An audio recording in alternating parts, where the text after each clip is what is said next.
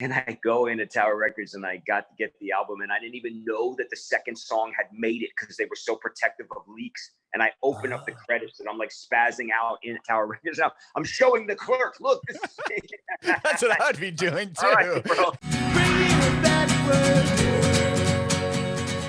So this is about you and your journey in music and how you got to where you are now.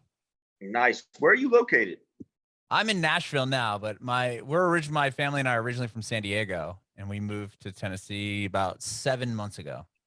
Nice. I was just down there, and you know, my company, we did a deal with Concord, and they have a huge offices down there. I mean, they have offices all around, but yeah, Adam and David are my business partners, and myself. We went down there, just had a great time, and you know, met Victor and Jim, some of the top guys over there. Do you know them? Do you know those guys? I don't. I knew people that worked.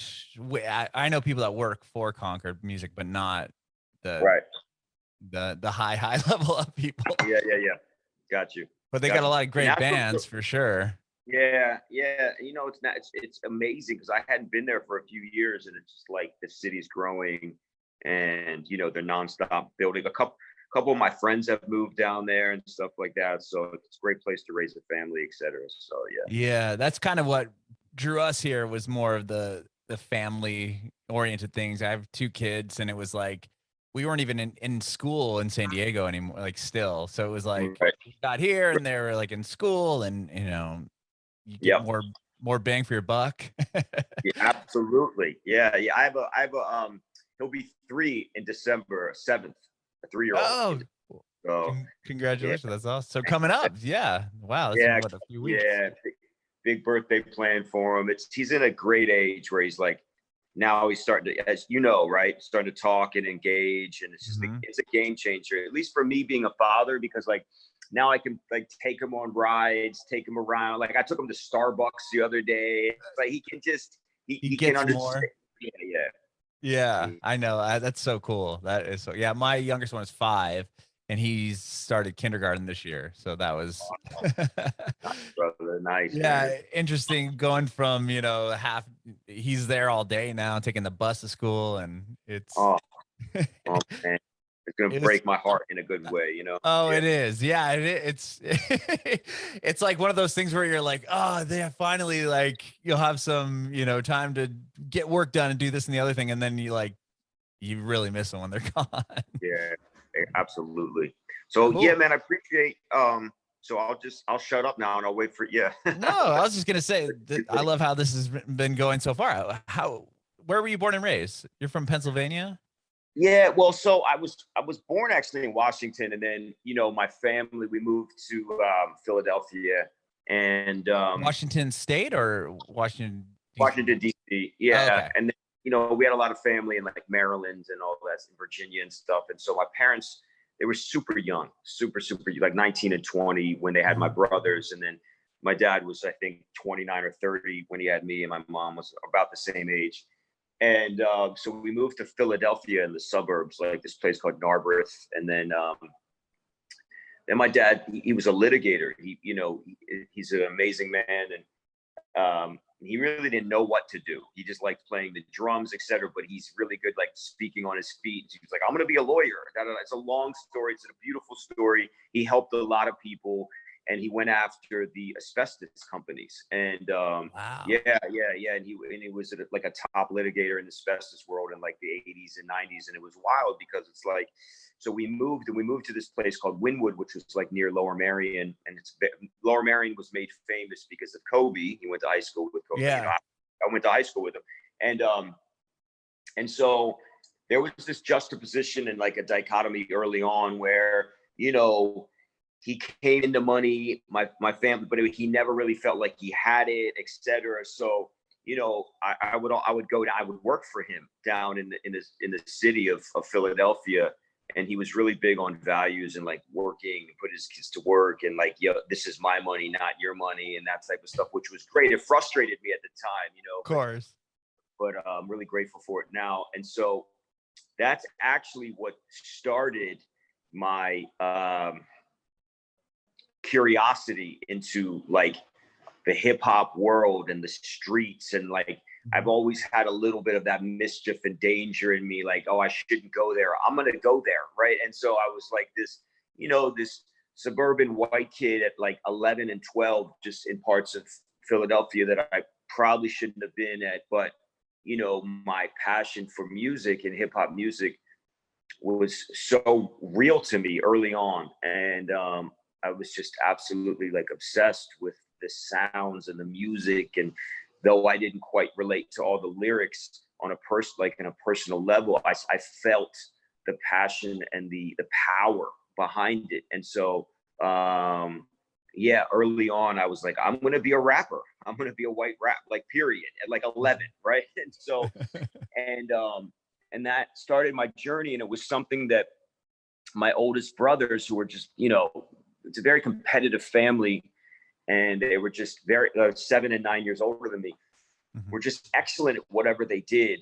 And my whole family was. And so when I found music, it quickly became mine. This was mine, and it's interesting. I don't know if you're watching the Wu-Tang series on Hulu. Oh yeah. The American Saga. Yeah. And so it really almost brings tears to my eyes, because the RZA was such an influence for me. So back then they had like magazines where the Source magazine. Oh yeah. I used to have a Source magazine for subscription. Okay. So in the back, they would like highlight producers, right? So I would go to the back, and I remember reading about the RZA and like the equipment that he used. And so my first sampler to make beats was based off the RZA's ASR. Yeah. And so it's crazy, because in the show, they show him, there was this one scene, many scenes, but there was the first time I saw it, where he's like putting the floppy disks in the ASR 10, and then he saves the beat, and he uses a marker, and you used to have to write on the floppy disk like the name of the track so you would remember it. And I teared up, because I was like, yo, I've been doing this for 30 years. Like, you know what I mean? And I mean this in a humble way, but it's like sometimes, because, and we can get into this, the business that I've built, with my business partners, and like the homes and the accolades and the awards, you just forget sometimes, like, and so it was a really beautiful moment, man. I would recommend that show. But yeah, so that really began my journey into that world. And I was really blessed, because I was taken in by like a crew of rappers and producers that didn't care that I lived in the suburbs. They didn't care, because they just cared that I knew and talked the language, that I knew, like, who Black Moon was, Nas. I knew Nas's lyrics. I knew Jay. I knew Biggie. I knew Large Professor. I knew Fat Joe, and like I knew the sounds and all this, and that's why, like, for me, it's somewhat cliche, but like really, music has saved my life, and it's been the common thread that has always connected me to people, like on a deeper level, man. And so anyway, I can get more into it, later on in this, but that was the beginning and the origin of how I tapped into music at a very young age. Did you start off making beats, or did you play an instrument prior to that? I mean, I had played the drums enough to kind of get an idea, but I mean, my parents have literally tapes of me beatboxing with my mouth before I could speak. Yeah. So I think there was definitely, some divine orchestration going on here. And, but really, I heard Chuck D from Public Enemy, Welcome to the Terror Dome, and my mind it's never been the same. And I was like, okay, whatever this is, I need to do this. So I would walk to the bus stop, and I just would start writing lyrics just in my head. Wow. You know what I mean?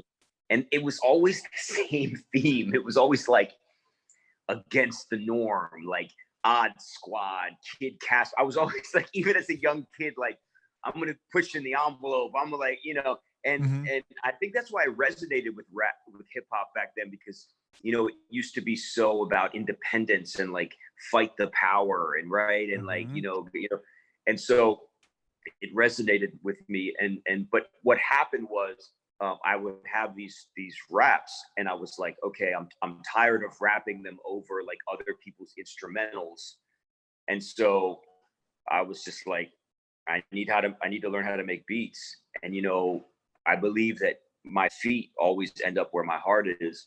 And so I just, as a young kid, I had that like young naivety, you know, like that brilliant, you know what I mean? Where it's oh, like, of course, you just believe you can do anything, you know? And so I just like looked up in the yellow pages, like some music stores, off I go, you know, and asking a lot of questions. And then I saved up enough money to buy my first little keyboard, which, you know, I could sample stuff. And I've told this story, but really how I learned how to make music was it's wild. I would go on the back of the CDs of my favorite tracks. Like, so Pete Rock and CL Smooth was a big influence. And so I love Pete Rock. The what's that one song? True Master with Inspect Deck. Yeah, well, yeah, and They Reminisce Over You, which is a bit, you know, Troy, you know, and one of my favorite songs is Straighten It Out. And he had so many, you know, but I would just like turn the back and I would look, because it used to, you would have in the back of the album, it would say where the samples were from, you know? Oh, okay. Yeah. You know what I mean? And so I would like look at the song and I would say, oh, this contains a sample of Miles Davis. And I would be like, okay, well, I need to go to the record store and find this Miles Davis album. So I'd go and I'd find the album and I'd go home and I'd listen to the album and I'd be like, that's the sample. That's where he got it from. And then I would sample that into my EPS or ASR 10. And then I would try to remake it and put beats around, and I would try to remake their tracks. Oh, that's what wow. I did. And then through that, what happened was I got in the head, so to speak, for lack of better words, in their heads of how they were making music. And then the process became clear to me. Oh, find sample, get tempo, lay down drums, add bass line, or, you know, and so that's how I learned how to make music, literally early on. That's brilliant. That's almost like any other instrument, right? Where if you were playing guitar, you'd want to learn how to play a Beatles song or whatever, and then you kind of could take from what you know to build on your own. I haven't heard anyone talk about doing it that way as far as producing and making beats. That's a brilliant idea. Thank you, man. I appreciate it. So you're doing that, and then how do you end up, like, what was your kind of first big break? Yeah, so I was discovered young by this guy named Chris Schwartz, who was the founder of Rough House Records, and he signed like Criss Cross and the Fugees and Cypress Hill, like huge icon, and they were based out of Philly. So again, the young naivety, I was making beats, I had raps, and I was like, I need to record these. So I open up the yellow pages and I find a recording studio like 2 miles from my house. So I'm like, I'm 13. My mom like drops me off. I'm like, I go in there with my keyboard and my floppy disk, and the engineer's like this rocker guy, crazy. He's like, all right, cool, man. Who's making the beats? I'm like, me. I'm gonna lay them down. He's like, all right, cool. We waiting for the rapper? I said, nah. I said, no, I'm gonna rap. So I get in the booth and I like sampled like, dude, I was wild. I would sample like Jimi Hendrix. I didn't care. I just said anything, you know, that I felt, you know, Jimi Hendrix and like, you know, Kurt Cobain. And so I get in the booth and this is when I was starting to like flirt with Lil Weed and like girls, you know, at that stage. And I start talking, rapping, blah, blah, blah, blah, blah, blah. And he's like, hold on. And he calls his sister. And he's like, yo, I got this white kid down here. It looks like he should be in like a boy band rapping about weed and girls and makes music. She's like, I'm on my way. She's the wife of Chris Schwartz, who signed, Oh my gosh. He's like, I want to manage you, da da da. And that was like my first introduction into the industry that way. And then wow, what a connection. I mean, to have the guy's sister, I mean, that's so wild. So then that, like, you know, definitely opened my eyes to a lot about the industry stuff. And you know, they actually offered me like a pop artist deal, and they were like going to teach me how to dance and all this stuff and sing. And I was like, it's not where my heart is. And I said no. And then, so what happened was, to make a long story short, I went to high school with Kobe, you know, God bless his soul. And we were like in the same grade or like? Grade. Yeah. Oh, wow. Yeah, it's gonna give away my age, but I don't really care anymore at this point. So I actually like my age, and so we always had mutual respect for each other. He knew that I made music. He knew that I was very involved in that. He was a very, very, very serious rap fan. He knew every Nas lyric. He knew all like he was just very serious about it, right? And so it was cool because like when he and I would see each other in school or whatever, I never cared about basketball, bro. Never brought it up. So we had a mutual friend who's one of my best friends today, and he's actually one of my lawyers. And love him like a brother. I've known him since I was 11, and he was always, always a big fan of mine. And so he convinced Kobe, yo, you guys live right down the street, you and Russell. Russell makes these beats, gotta let you know about. Go to his place. You guys should get on a song together. So right before he signs to the Lakers, we start doing these songs in my bedroom. Right. Oh wow. Yeah, because he went right out of high school, right, to the Lakers. Yeah. So we start doing these songs, and it built a connection. He goes off to the Lakers. I go down to Florida just to get away from the East Coast with my best friend David, who's one of my business partners now. And I get a call. Kobe wants to put this group together and build like a Wu-Tang. So he wants you and this other guy, Anthony, to find the best rappers in Philly. And so I was brought in a little later. There was this group that was put together, the most amazing rappers. In Philly, there was this guy, Kevin Sandman, Sanchez, he's like a legend, Brody, and all these rappers that were like known in Philly, right? And so like a group was formed, and then I was brought in as the producer, and we were signed to Trackmasters, Columbia Records, and I was turning 19, and that's literally how I got in the business. Oh my gosh. And how long did the group stay around for a bit, or did you put records out? We spent about a year and a half out in LA making records, and had a whole album, had features on it, did a song with Tyra Banks, who was like singing the hook.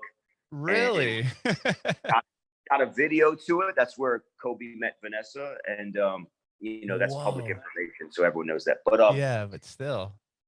And I think basically what happened was the album came out, or the song came out, and I think I don't want to speak for him, but I think there was just maybe some differences with stuff with the label and him, and he decided to actually buy the album, buy the masters back. And but what happened during that time was that while I was in the studio with Kobe for a year and a half, every rapper you could think of wanted to come meet this new basketball star. Sure. Right? And so Kobe was he would do things that were brilliant, and he would test you in certain ways, and I think that's pretty known. So he would keep you on your toes, is what I mean. So he tells me one time, and he's like, yo, I got someone coming to the studio. Just be ready. Just be ready, bro. And I'm like, all right. So I'm in Larrabee West. We get a buzz. Boop. Hi, Kobe. We have a Mr. Sean Carter here. My heart dropped, bro. I'm like, this is Jay-Z after Hard Knock Life, man. We're talking about you know what I mean? We're talking 10 million records deep, like mysterious. Who is this guy? He's bigger than life, Jay-Z. You can't touch him. You never see him. He just, and I'm like, oh my gosh. And I know all of his lyrics. And so he comes walking in. And again, like a divine orchestration. I had made some beats like earlier in the week where I was like, I kind of hear Jay-Z on these beats. And so very good friend of mine, and he's actually like a manager actually at this point where I'm doing an album actually, and he's co-managing this album with me, a guy named Lenny Nicholson, who was brought in by Columbia to oversee the album, knew Jay and was in the studio and spoke up and said, Jay, that boy over there, he's got some beats for you. Put me on the spot. And so My hands were shaking, et cetera, et cetera. Boom, I had my little MPC. And I was like, I got this beat perfect for him. This is what's funny because I want to talk about this. So I played the track and I'm like, this is perfect for him. I based it off him. And he steps back and he's bobbing his head. And he's like, okay, what else you got? And I'm like, what? That's the one. You know? Yeah. So I had this other one. So I was like, all right, I got this one other one. And I hit the pads, sound comes off, and I had to hit the play button because I'm doing a lot of this manually and my hand was shaking, you know.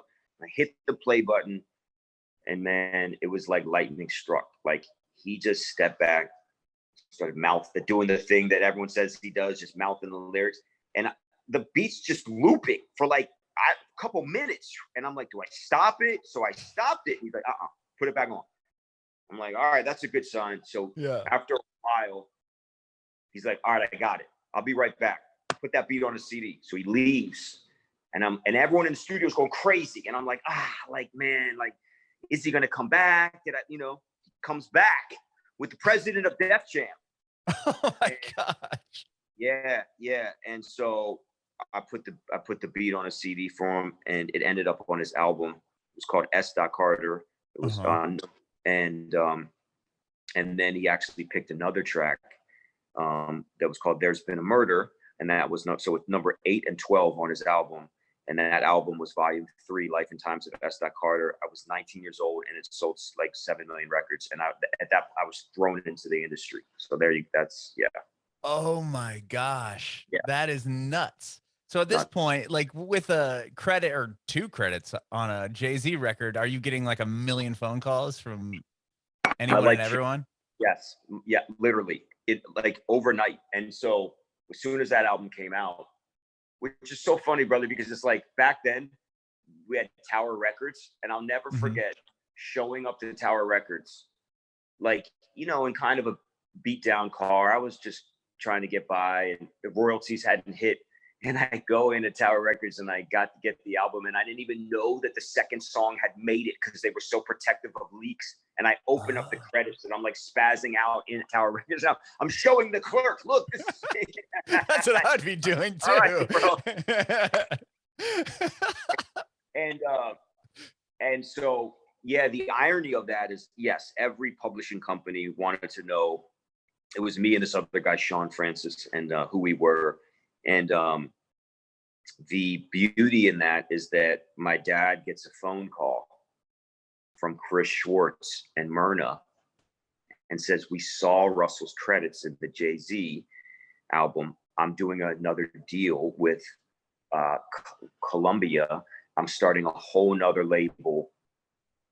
Whatever he wants, I'll give it to him to come back and to Philadelphia. And so I did for a couple of years, because the Kobe thing wasn't going to work out. He decided he just didn't want to do it anymore and stuff. So yes, it definitely led to incredible opportunities. And to be transparent, because, I believe in that, a lot came very fast for me, and again, as I was saying, like I was always a kid that pushed the envelope for better or worse. And so what happened was, look, I was never shy. I'd never shy away from partying or enjoying myself, and I think when the royalties hit and the success and some of the recognition, and I didn't have the solid foundation to support that, I self-destructed, and along came the, cliche of the drugs and the alcohol and the women and all that stuff. And I crossed this invisible line, which I'm very, very open about on my Instagram, et cetera, where it went from a choice to not a choice. And I definitely, addiction was definitely prevalent in my life. And I'm very open about it. I'm 19 years sober now. But congratulations. I was going to tell you, I did see that on your Instagram, and I've got 4 years. So I think that's so cool that you 19, man. That's huge. Congratulations. Thank you for that, man. That's amazing. Congratulations, bro. Thank you. Yeah. So I love that. I felt something in your spirit, man. Honestly, yeah. I So appreciate that. we feel each other. Like there's an energy. Yeah, yeah. Yeah, I feel it too. Even though we're going through a computer, man. I like this. Thank you, brother. And so yeah, then you know, right? So Yeah. you know, so from like 20 to 22, 3, it got really weird and really dark. And I mean, yeah, I just hit a bottom, man. I hit a bottom where the pain emotionally was so profound that I just was like, I can't stay in this place. And I was so pummeled and humbled that I was willing to take direction and listen to someone other than my own damn thoughts and mind, and you know, the king of addiction that resides in the addict, you know. And so and that began really my second life. And so yeah, so that's huge though. I putting myself in your shoes, at like having the means to pretty much probably get whatever you wanted at any moment in time, like to be able to stop, like that's a huge thing to, you know, to overcome. I mean, I can't even imagine. It had gotten so dark, and you know, there were some hard drugs going on, and I never injected anything. And I don't say that to judge anyone that does with any judgment, because I truly believe it takes what it takes. And what my point was is that I'm grateful for the hard drugs, because they really brought me to my knees, you know. And I just, I'm the type of guy, it's actually, I'm getting better at this, thankfully, with a lot of work. But then I was the type of guy that the only way to get me to change or move was through pain, real pain, you know. And so that's what happened. And really, then I had a profound spiritual awakening 8 days into this treatment center, when I finally was like, yo, I really need help. You know, when the humility had taken over, and you know, the pride had left. And they talk about this throughout the book. When there was real willingness, you know, I had a profound moment where 8 days in, I lit something literally like left my body and my mind, and the obsession was lifted. And I know that may sound like, you know, new agey or whatever to a lot of people that don't understand, but like addiction, I give this example to people that are like normies that don't understand addiction. Yeah. Right. My wife's a total normie. She doesn't get me, like, or in that sense, she's like, I don't understand why you can't just blah, blah, blah. Exactly. I get that. Yeah. So, you know, David, my business partner, asked me, he said, can you come up with an analogy to you know, that would help others understand? And I think the best one I've come up with, and I mean this, there's probably better out there or whatever, but it's like being on a road trip with no bathroom in sight, and you have to pee so bad. I'm not talking about just like, oh, I gotta pee. I'm talking about where every bump, anything, and your legs are crossed, and you can't focus on one word that the person driving is saying. They could be telling you lottery tickets numbers. They could be giving you like, yo, you know, bank account numbers with billions of dollars, whatever. You know, the Holy Grail, whatever. It doesn't matter. You know, you're just sitting there. You're like, you can't focus until you get out and you relieve yourself of. That's what addiction's like when the addict's in it. You know what I mean? That's spot on. That is so spot on. Thank you. So anyway, but yeah, so at 23, I get sober and fall in love with recovery, and you know, take a break from music for a little bit, end up doing some movies, which is weird. I don't know how much time we have, but I'll just keep it short. And I just fell into it. And one of the movies that I was in, I met a music supervisor named Michael McCorn. I was in this movie Love Don't Cost a Thing with Nick Cannon and Christina Milian. And I was basically kind of hanging out with this girl on the set. She was like, wait a second. You did Jay-Z? You did all this? I need to introduce you to the music supervisor. He was Babyface, is the Icon brother-in-law.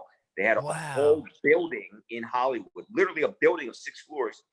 Michael, the music supervisor, was like, yeah, I'll take a meeting with you. I walk into his office. He's like, what do you got? I was like, here are my credits. He literally opens it. He opens the credits. He's like, okay, I got a room downstairs for you. Da da da da da. You know, and it was. I mean, that's the power of you know, Jay-Z. And so I'm grateful for that. And so that started my second life, basically, of making music. And I was really taken in. Their beautiful family, the Edmonds family, Tracy, Kenny Edmonds, that's Babyface's really name, Michael, all of them over there really took me in, showed me how to score music for TV shows, how to, you know, top line, how to write songs, just grew me as a producer and a composer. And it showed me how to build a catalog, how to, you know, vocal produce, just the whole gamut. And I spent 4.5 years over there. And then what happened was around 2008 or 9 ish, there was like a recession going on, and the music industry was taking a real hit because like the Napster and like the budgets and, you know, the downloading, and it was going through a tough time. And my best friend, David Lastman, so who's a co-founder of Signature Tracks, and Adam Molka, we've known each other since we were 9 and 10 years old, by the way, from Philly. So David and I were living together, and he had worked his way up from a PA to a showrunner in TV shows. And he was like, man, look, there's money to be made here. I have all these contacts. We're going to start our own damn company. Your music is solid. Let's do this. And I said, no. I said, like, nah, I don't understand it, but you go ahead, take my catalog. Adam comes in, helps organize it, da da da. He and I were producing as well. He's a great guitar player, very business mind oriented.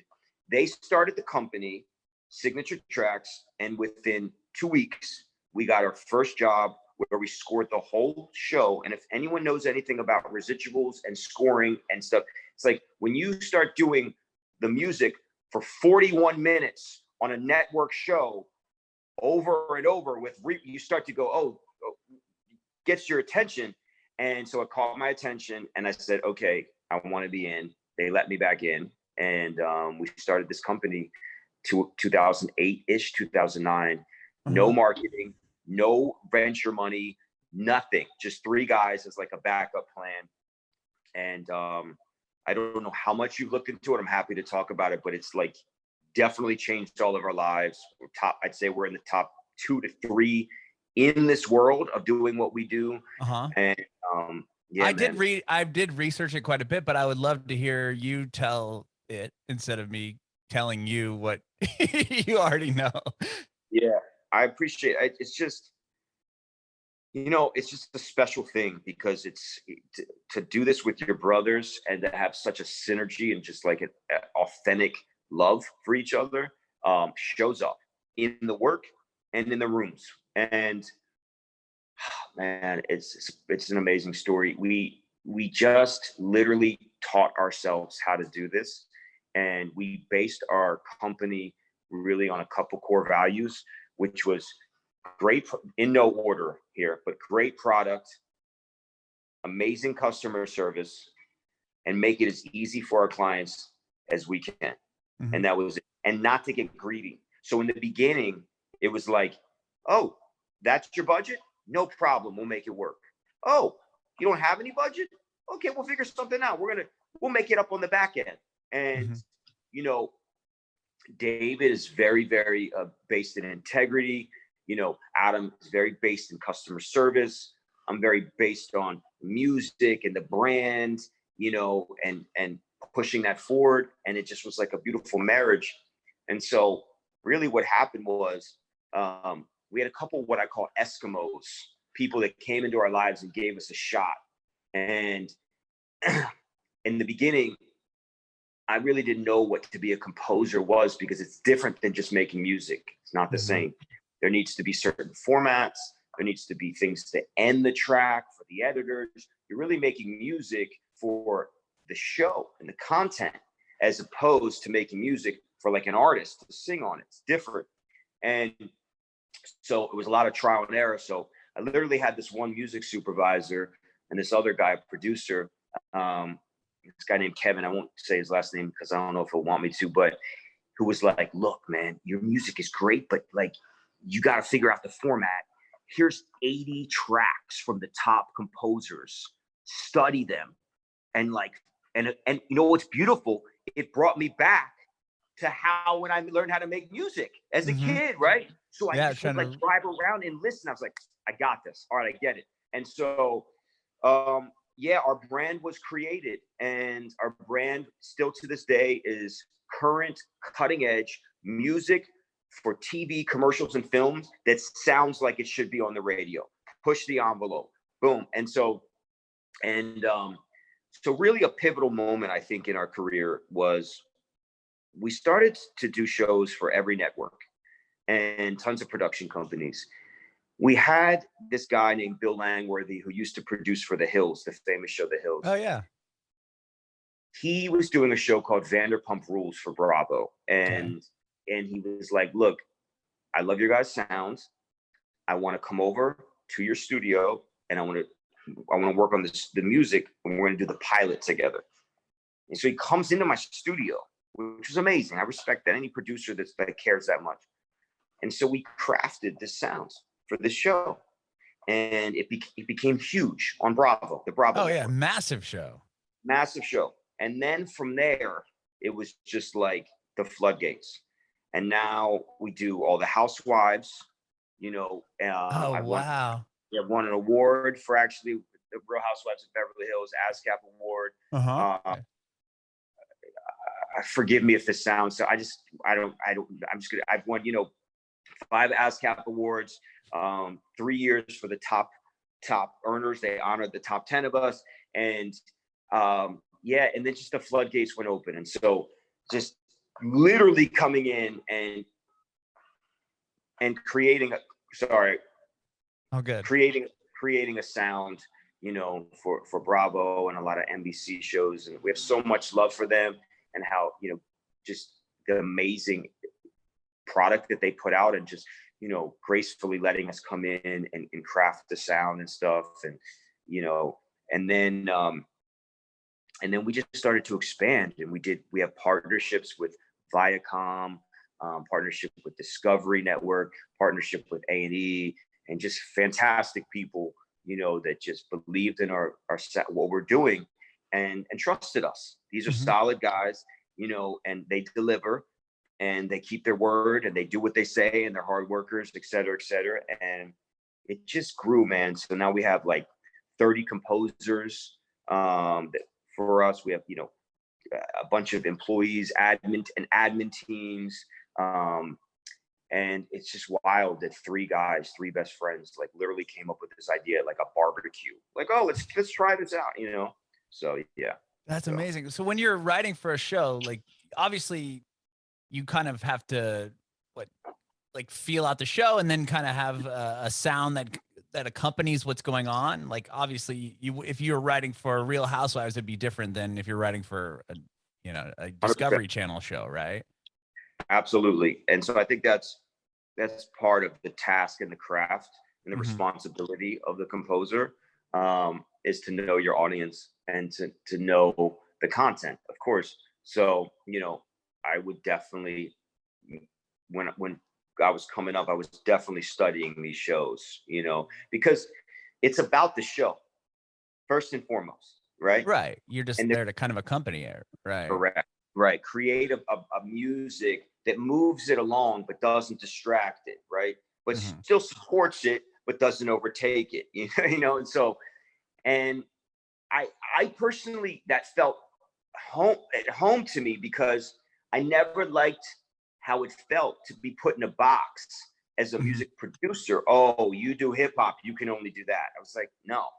So for me, there's freedom in this world that I can do, music for Nat Geo or the History Channel, with country music, or, rock music with hip hop beats or whatever, all the way to, Viacom stuff where it's like future bass or EDM or whatever, to to Bravo, which really has its own sound, which is like this Mm-hmm. beautiful, like kind of urban, but it's quirky, you know what I mean? But it's not too urban, but it's just enough. And it's like these big scene openers and stuff.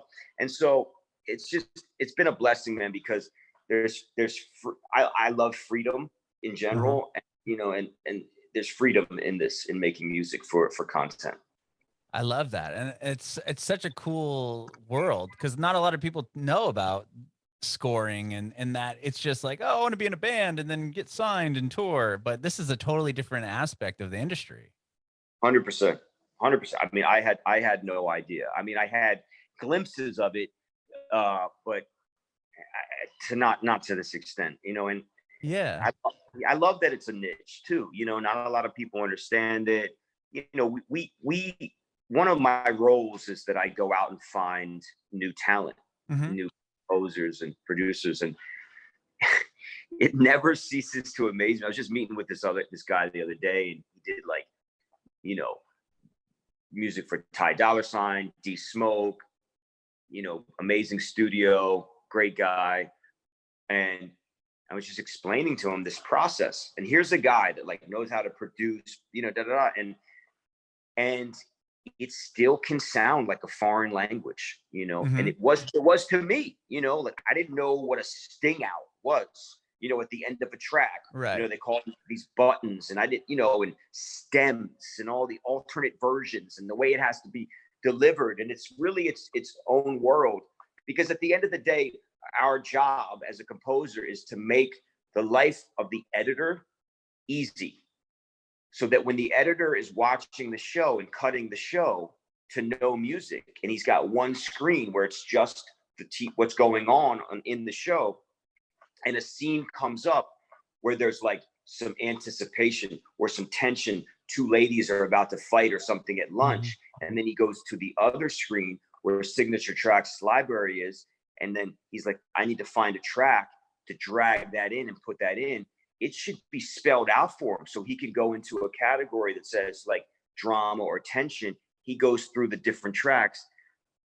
I see. Yeah. So it's like is it almost like a service? Like you could buy like you buy packages, and like these guys will go through and find, like, here's this sound. So I'll probably have to pull from that. Correct. So we do have an online player, but we still to this day, we have, you know, our guys drop off hard drives and stuff. And That's rad.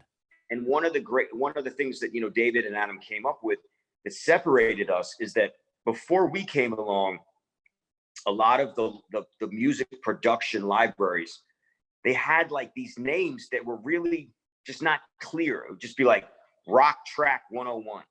And Dave and Adam were like, let's take it to another level. Let's really specify here, so for the editors. And this is where having an inside look helped, because Dave knew David was in the shows. So we named our categories for them. So our categories were like anticipation, fight scene, quirky moment, scene openers, coming out of commercial to montage shots, all this stuff to really spell it out for these guys, so that, to make it easy. And they'd be like, oh, here you go. This is what I'm looking for. Are you following what I'm saying? No, totally. I actually, I come from radio world and then in video production as well. So this is all like making total sense to me. I'm like, oh, I wish I had something like this when I would edit for commercials and stuff. Cause it's like trying to find the music that it's going to accompany whatever product we're making a video for was such a nightmare. And there wasn't a lot of like we subscribed to some, I'm not going to give the names of the place, but like it was like so stale. I'm like, okay, there's like 6 songs that are decent, or 6 things that will work, and then I'm not going to be able to use anything else. That's You right. know what I mean? Yeah, I 100%. And, you know, I appreciate you saying that, because when we started to get a name, like composers from all around, we get nonstop emails. And we made a decision collectively in that moment where it was like, okay, we could take this to another, I'm not going to say their name, but another type of music source. Right. And that's what they did. They literally let anyone join online. And I was like, nah, let's keep this brand. Let's keep it a little bit smaller, but tight, because, you know, who wants to search through 50,000 tracks? Right. And like, That's you know, where I was at. yeah, exactly. So that's what also separated us too, is that the efficiency aspect about it. The editors could fly through. And then for something that was really brilliant, and you know, I always give him props for this, is that Adam really acted as an in-house A&R and music supervisor, where he would curate these playlists. So let's say you had a commercial, Adam would curate tracks for you and be like, boom, here's 20 right for you that it would work for you. Yeah. That's brilliant. Yeah. Then it saves that person another hours of time even digging through. If there wasn't 5,000 or even 600 songs, 500 songs, it takes a while to find something that, I mean, being given like, here's some songs that are going to work perfectly for what you're going to do. Then it's exactly. I still get to make a decision, but it's way narrowed down. Exactly. I mean, I always say to, you know, young composers coming up, or people wanting to start businesses or whatever, I'm like, listen, to me, at the end of the day, the person that has what you need, the success, and I'm speaking for myself here, is just, they want their life made easy. I want my life made easy. Make my life easy, I'll buy it, you know? Right. And so, I mean, that's Amazon. Right, exactly. You know, and so that's essentially was like always our insight. How can we make this easier for them and more efficient? So, yeah. I love that. That's so cool. And you said you're working on a record too? I am. So yeah, the hunger has come back in that world. And that guy, Lenny Nicholson, that spoke up for me in the studio with Jay-Z, we came reconnected in the past year. It was so beautiful. It was such an amazing moment, because it's like we had lost touch. The last time he saw me, I was like 19. And now he's like, dude, like, signature, what you've done with, you know, and I built this beautiful studio in my back house and stuff like that. And I don't know, man, something's just been kind of reigniting in me, and there's been a passion coming, and it's beautiful because it's coming from a different place. It's coming from pure, like, to sound however this is going to, like, art, and not from a place of monetary, not from a place of, oh, I'm trying to, you know, be like the next white rapper. It's not that at all. This is a place of just real expression and real, like, radical transparency and making music from my heart, which is really cool. So Lenny came, he's come on, and we're just building this album together. And so right now he's overseeing it, and I'm in the creating phase, where I'm just knocking out a bunch of songs.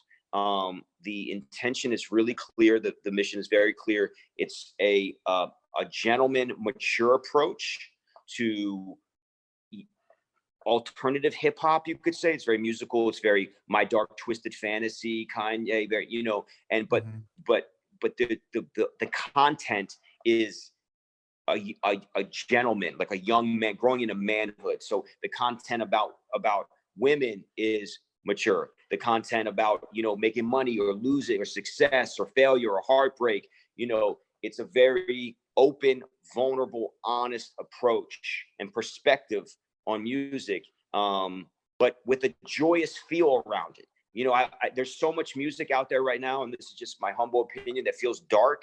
And so this music, it's like soulful and uplifting and empowering and honest. And I mean, as you know, in AA meetings, it's like we get up to the podium and we share, right? We share from our heart. And so my brother, I'm just trying to bring that into this music, and that's where I'm at right now. And so I'm going to produce the album. And then the goal is to, once we get like our 10 or 8 songs, then I'm literally going to put known features on each record.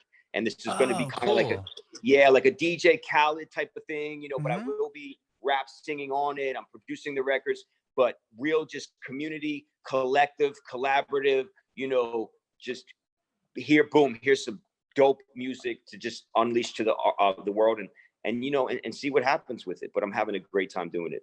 That's so cool. Are you going to have, like, when it comes to features, are you looking for like younger, newer artists, or is there really no hold on who?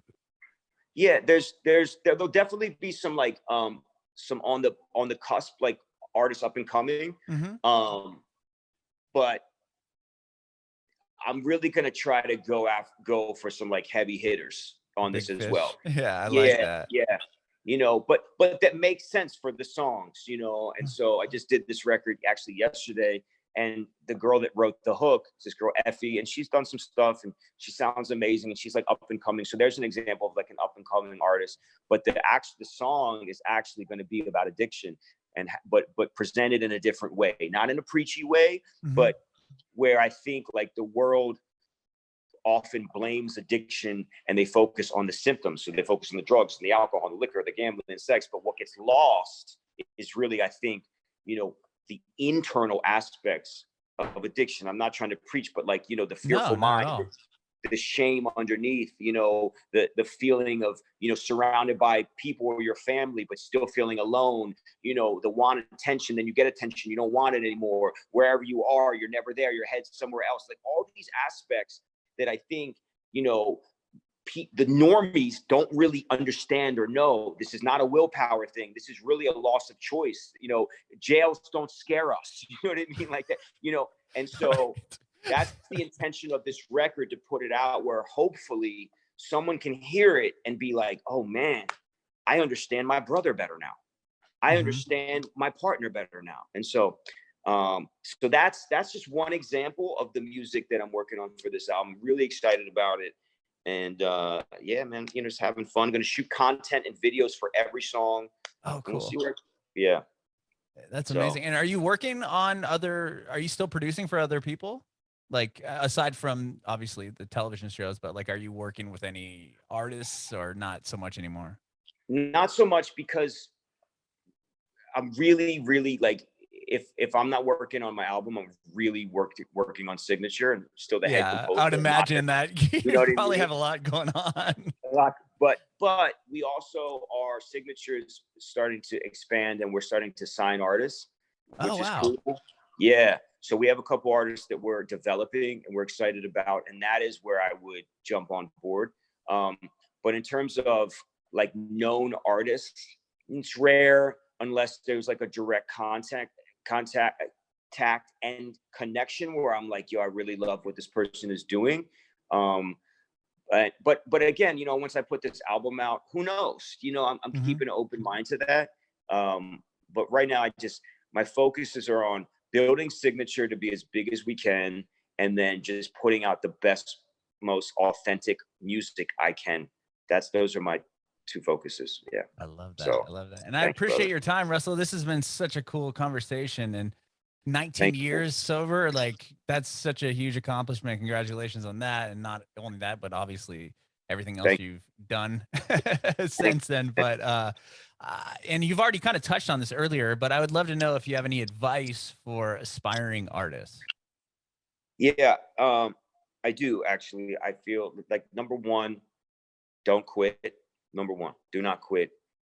Some of the miracles that happened, the miracles that happened and the breakthroughs that happened in my life were literally right on the other side of when my mind said to give up. And so I think that's number one. And then in some tangible advice, I love talent. We all love talent, but energy and attitude, man, if the energy and the attitude and the work ethic is there, and I can trust that when you say you're going to do something, you do something, and there's a humility that you bring and an open-mindedness, and you're not strident in your beliefs, and you're flexible, and you're able to adjust and work with others, that will go farther than talent. Because I feel like talent sometimes is a crutch that people just like, oh, I'm talented, I can just be and say and however I want. And I feel like it's hurt a lot of people that I personally know, and so in terms of them not reaching their dreams or where they could have been at. So I think keep a great work ethic, keep a great attitude, stay flexible, and be willing, and don't cut your hand off for your finger. Meaning when you get into something, there are going to be dues to be paid. So like often the first contract you get or the first like offer you get, you might not love it, but instead of just being, oh, screw that, no, be flexible, get in the door, your talent and your attitudes will keep you in the door, you know, and I really believe God will take you places that you won't even believe. So I'm going to stop talking, but that's my advice.